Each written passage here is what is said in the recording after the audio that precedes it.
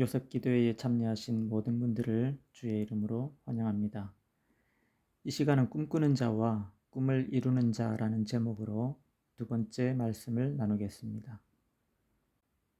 꿈꾸는 자 요셉은 애굽에서 감옥에 갇혔다가 술 맡은 관원장과 떡 맡은 관원장의 꿈을 해석해 준 후에 정말 극적으로 애굽 왕 바로 앞에 섭니다. 그 바로가 요셉에게 자신이 꾼 꿈을 이야기하였습니다.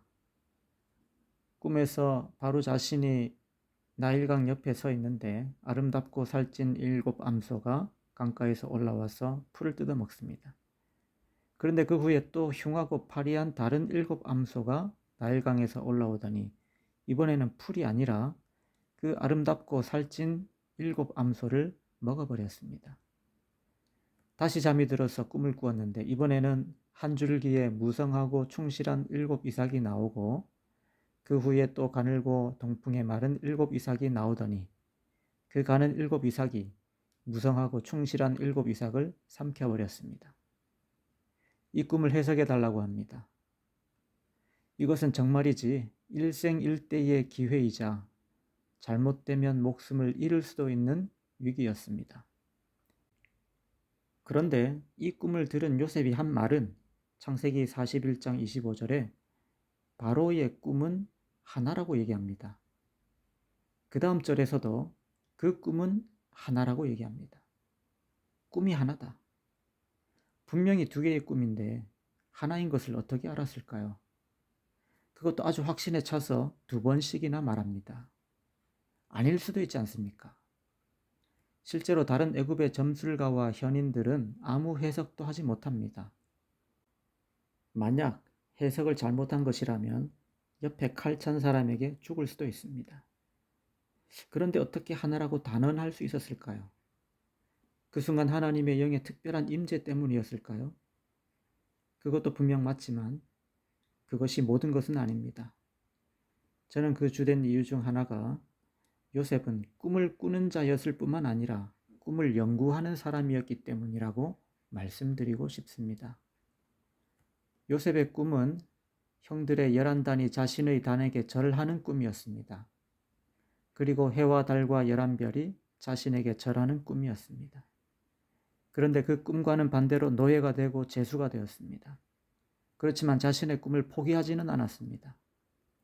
오히려 하나님께서 주신 꿈으로 생각하고 끊임없이 생각해 보았을 것입니다. 이 꿈들이 어떤 의미일까? 과연 이 꿈이 나의 생애 가운데서 이루어질 수 있을까? 그렇게 고민해 보았을 것입니다. 그러면서 요셉이 자기 꿈에서 발견한 원칙은 꿈은 2개였지만 내용은 하나라고 하는 것입니다.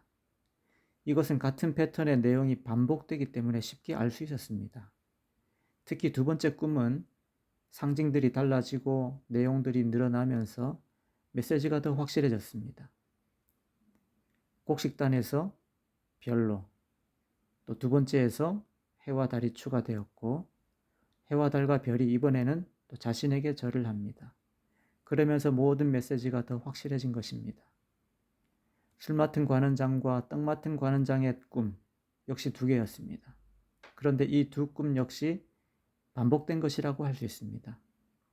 한날 일어나는 사건이기 때문에 그렇습니다. 단지 관원장 개인에게는 다른 결말로 끝이 났죠. 한날 일어나는 사건의 다른 측면들이 보여지면서 비슷하지만 다른 상징들이 쓰여졌고 2번째는 당연히 더 새로운 정보가 주어집니다. 떡 맡은 관원장의 경우 당신은 3일 만에 죽는다라고 하는 새로운 정보가 주어진 것입니다. 2개지만 분명히 하나의 꿈입니다. 반복되고 다른 상징이 쓰여지고 더 새로운 정보가 주어지고 요셉이 이것을 깨달았습니다. 그렇다면 바로의 꿈들에도 이것이 나타납니까? 그렇습니다. 같은 패턴이 반복됩니다. 7, 좋은 것이 먼저, 나쁜 것이 뒤에, 그리고 잡아먹는다고 하는 것이죠. 또 다른 상징이 있습니다. 앞에는 소, 뒤에는 이삭입니다. 더 많은 정보가 뒤에서 제공됩니다. 앞에서는 나일강에서 소들이 올라왔습니다. 나일강은 모든 농사와 가축들의 먹이에 절대적인 영향을 미칩니다. 그런데 두 번째에서는 그 후에 또 가늘고 동풍에 마른 7 이삭이 났다고 합니다. 애굽의 동쪽은 아라비아 사막입니다. 거기에서 불어오는 뜨거운 바람은 농작물에 지대한 영향을 미칩니다. 그래서 요셉은 아주 분명하게 단정지어 말합니다. 바로의 꿈은 하나이다. 7년은 풍년인데 7년은 흉년입니다. 대비하셔야 합니다. 이 꿈으로 인하여 요셉은 총리가 되고 자신의 꿈까지 이루어지게 됩니다. 요셉은 그저 똑똑해서 깨달은 것이 아닙니다. 하나님께서 주신 꿈을 늘 마음에 품고 연구하는 사람이었습니다. 노예로 팔려갔을 때 자기가 꾼 꿈을 개꿈이라고 던져버렸다면, 포기했다면, 감옥에서 꿈 얘기 들었을 때 그 자리에서 바로 제대로 해석할 수 있었을까요? 그것은 불가능했을 것입니다. 우리 재림교회는 다니엘서와 계시록을 많이 다룹니다. 여기에는 여러 계시들이 나옵니다. 이 계시들에 대하여 일반 개신교회는 제각각으로 해석하죠. 하지만 우리 재림교회는 이 여러 계시는 같은 시대, 같은 내용을 다른 측면에서 변주하고 반복한 것이라고 해석합니다. 저는 이 해석 원칙이 정말 성경적이고 타당하다고 생각합니다. 왜냐하면 그 원칙이 이미 요셉을 통하여 주어졌기 때문입니다. 왜 굳이 같은 시대, 같은 내용을 반복하여 주실까요? 왜냐하면 변주되고 반복되면서 더 많은 정보들이 주어지고 메시지는 더 확실해지기 때문입니다. 우리 재림교회가 이미 이 원칙에 따라 해석하고 있음을 감사하게 생각합니다. 저는 요셉의 꿈을 생각하면서 예언을 더 확실하게 깨닫기까지 연구해야 할 필요를 느낍니다. 여러분도 요셉처럼 꿈을 연구하는 자로 사신다면 분명 큰 은혜와 믿음의 진보가 있을 것이며 우리의 운명과 나아가 세상의 운명이 여기에서 결정될 것이라 믿습니다. 특별히 중요한 것은 꿈이 이루어지지 않을 것 같은 때라도 그 꿈을 붙잡고 연구하는 것입니다. 요셉은 감옥에 갇혀서 처음에는 온갖 고초를 겪었습니다. 부조와 선지자 218페이지에 요셉은 처음에 간수들로부터 아주 혹독한 대우를 받았다. 시편 기자는 그 발이 착고에 상하며 그 몸이 쇠사슬에 매였으니 곧 여호와의 말씀이 응할 때까지라. 그 말씀이 저를 연단하였도다 라고 말하였다.